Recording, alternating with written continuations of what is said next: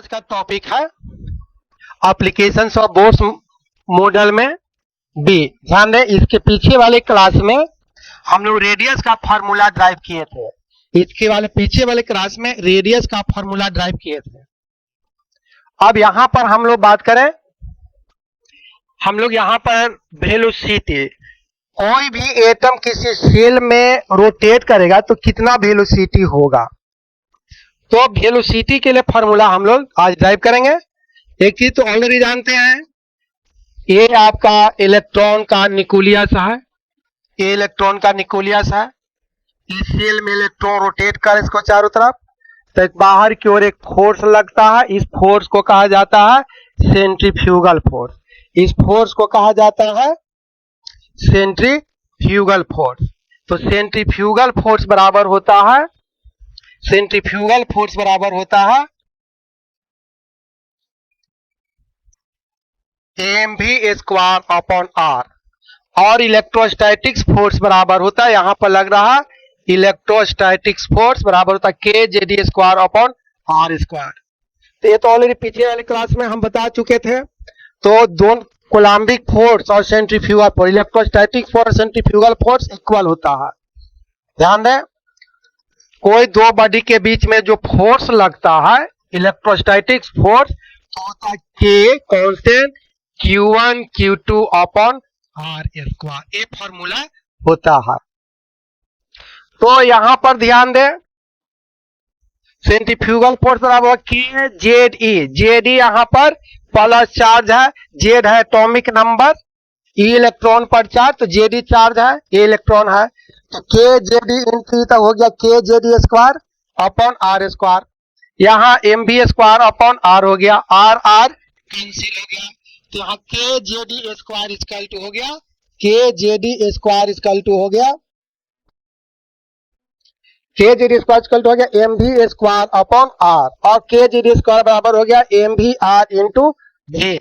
अब ध्यान दें, according to Bohr's theory, according to Bohr's theory, Bohr's theory के पोस्टुलेट में पढ़े हैं कि एंगुलर मोमेंटम इक्वल टू होता है M V R, angular momentum equal to होता है फिजिक्स से एम भी आर, और एंगुलर मोमेंटम इक्वल टू होता है एन एच अपॉन टू पाई, एन एच अपॉन टू पाई, जहां एन सेल नंबर होता है।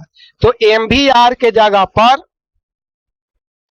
पुट कर दें N H upon two pi, V equal to हो गया two pi K Z square upon N Z.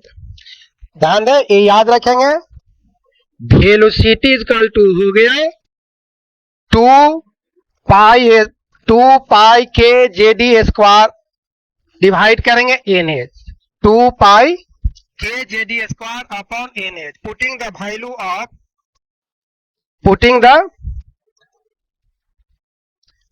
Of pi k e h in equation third we get v equal to 2.188 into Z square upon n metre पर second square, इतना आपका value हो गया। अब हम next page में जाएं, velocity का वैल्यू यही आ गया।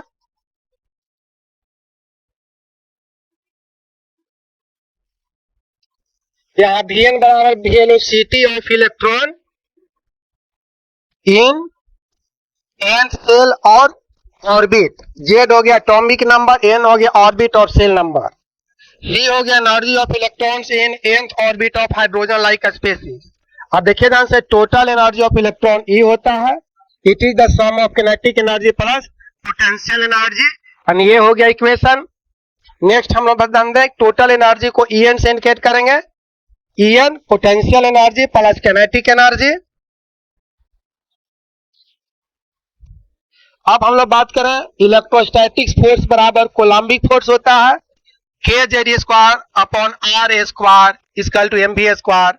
यहां से आ गया के Z square upon two R, यहां से क्या किए हैं, ए आर ए कैंसिल हो गया, ए कैंसिल हो गया, तो ये बच गई टू, यहां मल्टीप्लाई किए तो एम वी स्क्वायर अपॉन 2 हो गया, और इसको कहा जाता है किनेटिक एनर्जी, यानी किनेटिक एनर्जी इक्वल टू यहां पर आ गया, याद रखें किनेटिक एनर्जी बराबर हो गया के जेड ई स्क्वायर, ध्यान दें के जेड ई स्क्वायर, के जेड ई square upon 2r।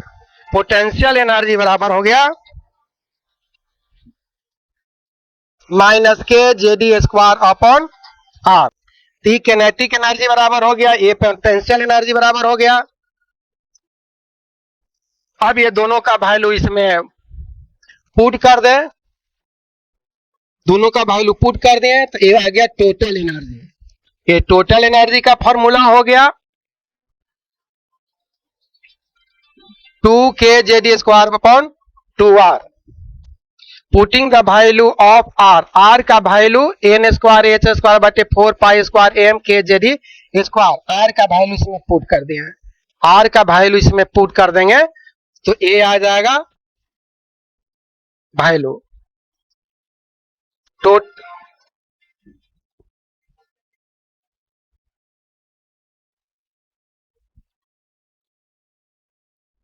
Total energy बराबर माइनस के जेडी स्क्वायर, और ये वैल्यू पुट कर दिए तो ये हो गया।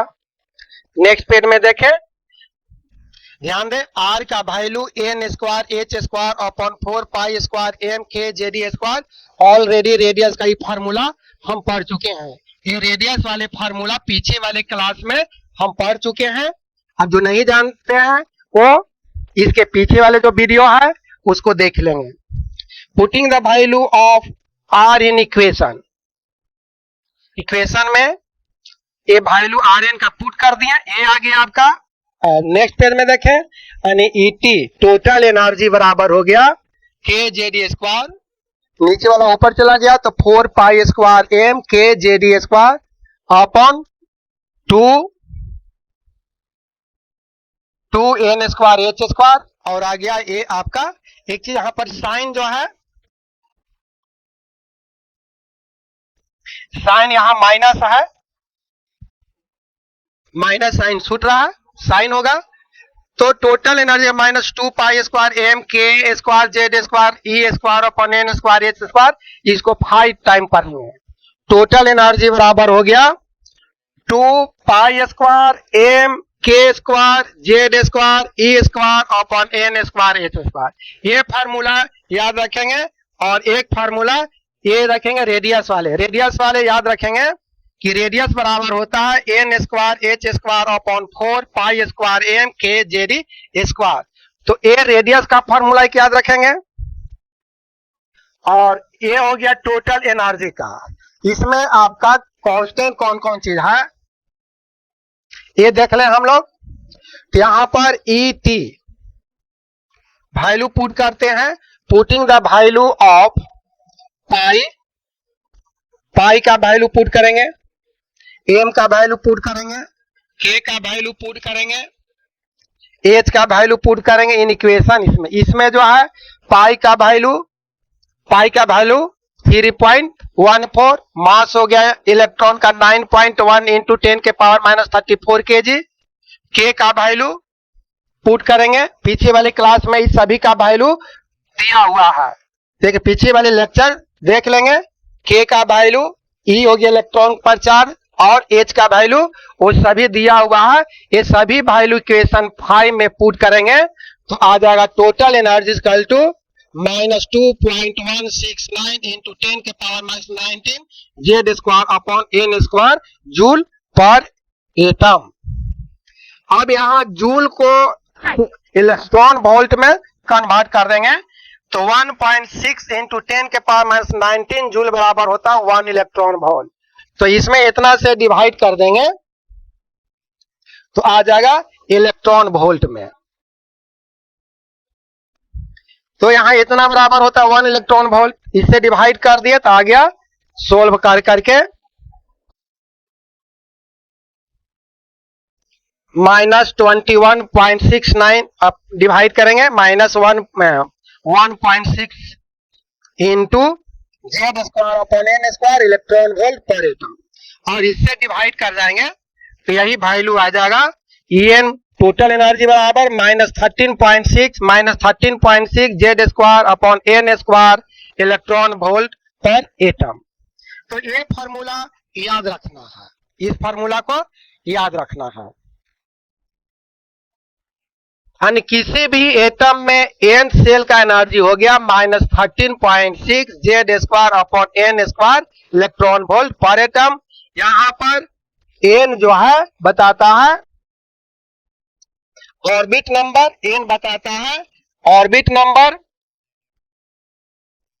एन बताता है energy of N shell of electron, Z हो गया एटॉमिक नंबर, एन हो गया ऑर्बिट नंबर। तो किसी भी सेकेंड थर्ड फोर्थ में पूछा जाएगा तो इसे बताया जा सकता है। ये फार्मूला याद रखना है। अब एक चीज नोट कर लें, ये जो फार्मूला बोर्स थ्योरी एक्चुअल में एक इलेक्ट्रॉन वाले स्पेसिस के लिए लागू होता है। जैसे हो गया हाइड्रोजन, हो गया हाइड्रोजन पर लागू हो गया, हीलियम प्लस के लिए, लिथियम 2 प्लस के लिए, यही 3 स्पेसिस के लिए बोर्स थ्योरी है। नेक्स्ट पेज यदि हम देखें, अब हम लोग देखें यहां पर टोटल एनर्जी बराबर होगा minus kinetic energy. Total energy equal to होगा माइनस कैनेटिक एनर्जी, और पोटेंशियल एनर्जी इक्वल टू होगा 2 into minus kinetic energy. Total energy equal to होता है -13.6 Z square upon N square electron volt per atom. Kinetic equal to हो जाए 13.6 Z square upon N square. Potential energy इसका दुगना होता है, potential energy kinetic energy का double होता है, यानी -27.6। ध्यान दें, टोटल एनर्जी हो जाएगा -27.2 Z square upon N square electron volt per atom, per atom. तो ये वैल्यू याद रखिए। Kinetic energy equal to K Z square बटे 2 आर ऑलरेडी पढ़ चुके हैं। पोटेंशियल एनर्जी इक्वल टू होता है माइनस के Z square upon R. Total energy equal to होता है माइनस के जेड स्क्वायर अपॉन 2 आर। ये तीनों फार्मूला याद रखेंगे। ध्यान दें, इलेक्ट्रॉन को जैसे जैसे बाहर की ओर जाएंगे एनर्जी बढ़ेगा और मैक्सिमम एनर्जी 0 हो जाएगा। तो यही यहां का था, फिर से इसको देख ले।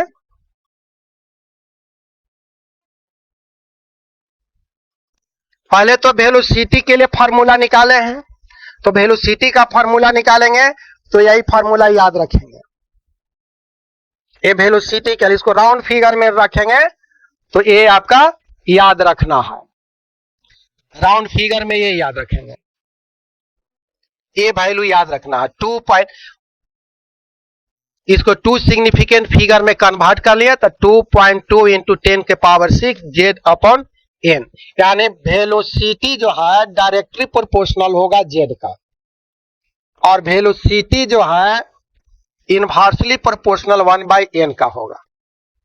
रेडियस का यदि बात करें तो रेडियस जो है n का सेल का स्क्वायर गुना होता है।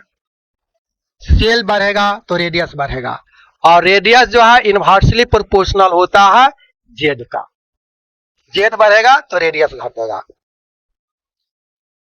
तो ये तो वेलोसिटी के लिए हो गया। एनर्जी, इलेक्ट्रॉन जब न्यूक्लियस के चारों तरफ घूमेगा तो उसमें कैनेटिक एनर्जी और पोटेंशियल एनर्जी दोनों होगा। यहां पर बात करें सेंट्रीफ्यूगल फोर्स बराबर इलेक्ट्रोस्टैटिक फोर्स, यहां से निकालनी है, सोल्व करेंगे तो आ जाएगा कैनेटिक एनर्जी बराबर के Z square upon 2r।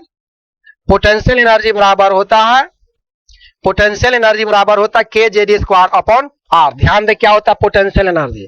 Potential energy आप फिजिक्स में पढ़े होंगे, पोटेंशियल एनर्जी बराबर क्या पढ़े हैं फिजिक्स में। ध्यान दे, मान लिया कि अर्थ कोई खींच रहा है तो कोई ऑब्जेक्ट को ग्राउंड से किसी हाइट तक ले जाते हैं तो उसका पोटेंशियल एनर्जी क्या होता है mgh होता है। उसी तरह से कोई दो ऑब्जेक्ट है, Q1 है, ये Q2 है, बीट का R है, तो पोटेंशियल एनर्जी बराबर हो जाएगा फोर्स इनटू डिस्प्लेसमेंट। अब फोर्स यहां पर आप ध्यान दें, दो इलेक्ट्रॉन और न्यूक्लियस के बीच में अट्रैक्शन फोर्स लगता है तो इसलिए साइन यहां माइनस लिया जाता है। फोर्स बराबर पा रहे हैं K JD square upon are square, और डी के जगह पर यहाँ आर और लेंगे तो पोटेंशियल एनर्जी बराबर हो जाएगा माइनस के जेडी स्क्वायर अपॉन आर। यानी यहां पर याद रखेंगे कि पोटेंशियल एनर्जी बराबर माइनस के Q1 Q2 अपॉन आर होता है। ये फार्मूला याद रखेंगे। इससे आ गया ये आपका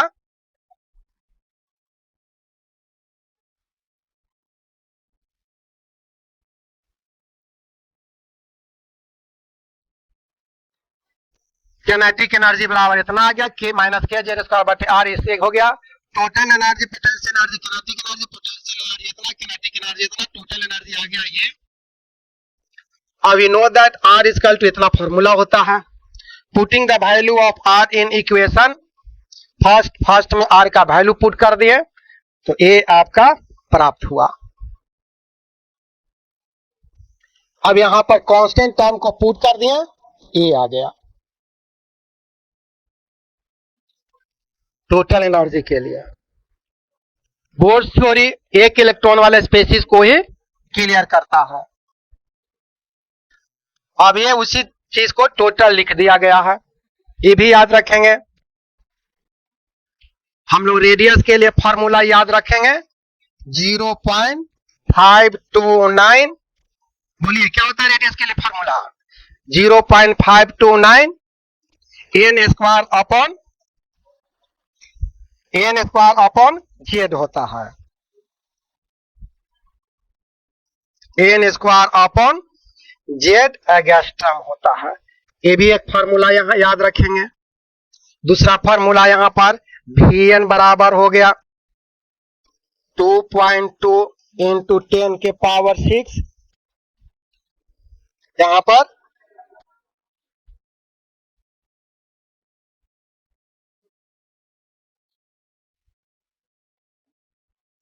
वेलोसिटी के लिए 2.2 इंटू 10 के पावर 6 जेड बटे एन मीटर पर सेकेंड स्क्वायर, इतना।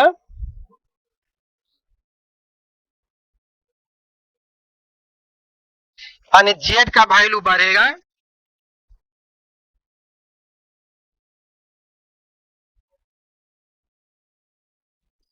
जेड बटे एन मीटर पर सेकेंड। तो आर एन बराबर ये याद रखेंगे, यानी कि एन का वैल्यू बढ़ेगा तो वेलोसिटी घटेगा, जेड बढ़ेगा तो वेलोसिटी बढ़ेगा।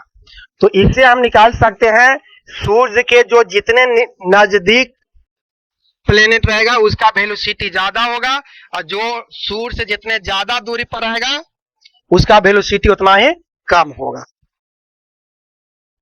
और ये सब फॉर्मूला तो ऑलरेडी पीछे वाले ही है। इस तरह से हम लोग लास्ट वीडियो यह होता था। आज का इतना ही क्लास रहने देते हैं। अगले क्लास में हम लोग न्यूमेरिकल प्रॉब्लम बताएंगे। अगले क्लास में नीट और आईआईटी मेंस का न्यूमेरिकल क्वेश्चन बताएंगे।